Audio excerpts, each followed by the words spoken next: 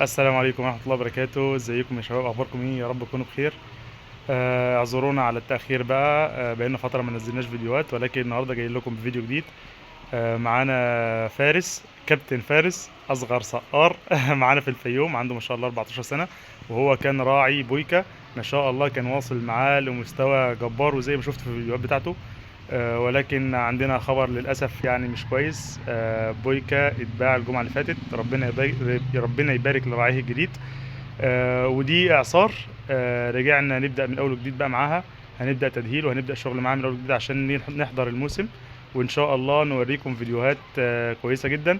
وكابتن فارس هو اللي هيتولى مسؤولية أو دور تدريب وتدهيل إعصار، وإن شاء الله نوريكم مستويات كويسة جدا الموسم ده.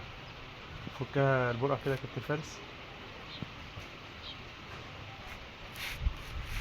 طبعا اعصار بقالها 7 شهور ما خرجتش وما شافتش الشارع. من شهر واحد اللي فات، النهارده 3/8، فبقالها تقريبا 7 شهور كاملين.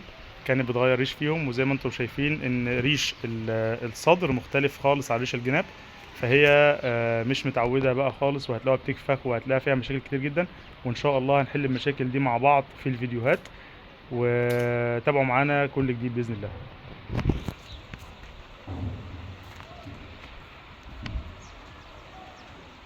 ملس بقى عليه. ما تخافش ملس ملس. ملس من الراس وابدأ من ايوه. انزل ايوه زي الفل.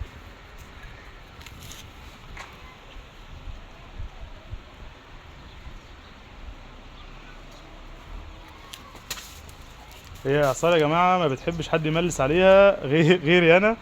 واي حد بيملس بتبدا ان هي تعض، ولكن ان شاء الله هتتعود على فارس وهتبقى تمام التمام يعني باذن الله.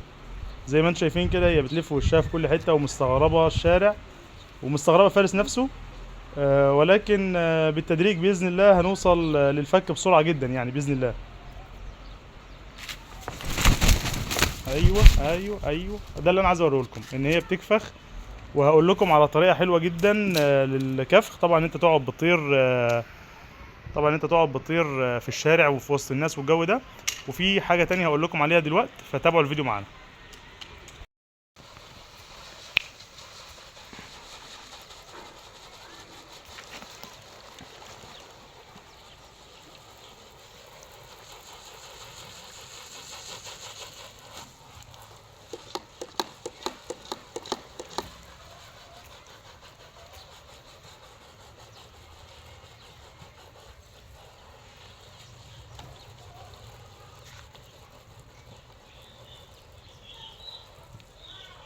طبعا احنا بنحمي الطير في الصيف علشان كذا سبب، منهم ان ريش الطير يبقى لامع وكويس. تاني حاجة عشان نخفض درجة حرارة الطير. تالت حاجة ان الطير وريشه مبلول بيقلل من الكفخ بتاعه، فدي برضو سبب من الاسباب اللي بتخلي الطير ما يكفخش كتير، هي ان الطير يبقى ريشه مبلول. فانت لما يبقى عندك طير لسه وحش وتبدا تدهل فيه، بتبدا ان انت ترشه ميه وتغرقه ميه جسمه كله، زي ما انت هتشوف كده في الفيديو، بتحت الجناح وهنا وهنا، تمام، في كل جزء منه. فالطير لما يبقى ريشه مبلول ما بيكفكش كتير، مع الوقت بيهدى وبيكون بطل كفخ خالص.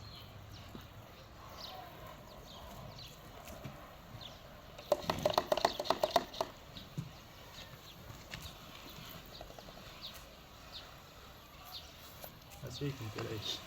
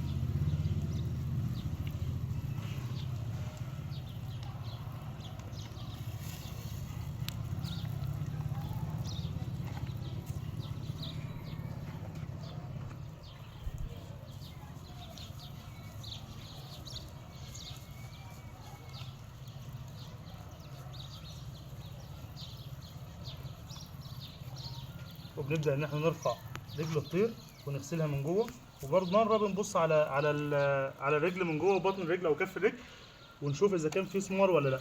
تمام. وبنرش عليها ميه عشان ايه؟ ننضفها من اي بقايا اكل او دم او اي حاجه الطير داس عليها.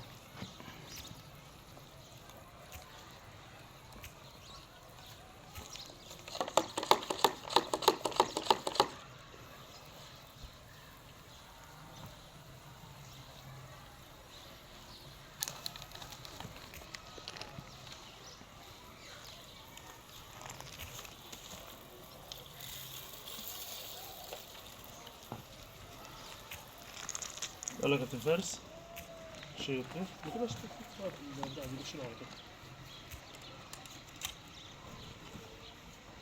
كده بعد ما رشينا جسم الطير كله هنبدأ نفك له البرقع ونرش راسه بالميه.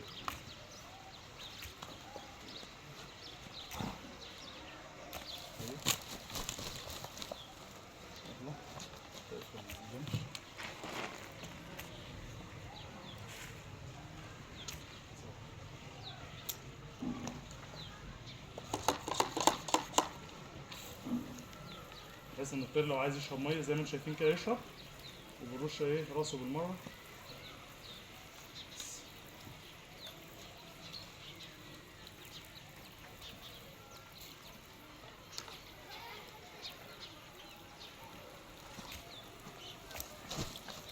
بس سيبه بقى ينشف نفسه.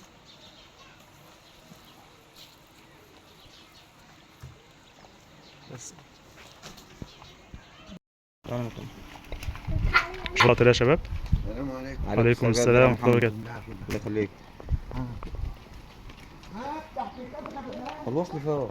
زي ما انتم شايفين كده يا شباب ان كان في حمار معدي، ولكن اعصار عشان ريشها مبلول ما كفختش، لان هي ريش الطير لما بيبقى مبلول ما بيحاولش ان هو يكفخ عشان عارف ان هو مش عارف يعدل نفسه. هما جوه ساعات الميه كده نتجدد. خد الصوره مع عصار مع ام احمد. وهنا رماس معديه من قدام اعصار وبرضه ما كفختش. ودي حلقة النهاردة عن تدهير الإعصار، وإن شاء الله نتابع معاكم خطوة بخطوة باقي المراحل بتاعة التدريب بتاع لحد الفجر.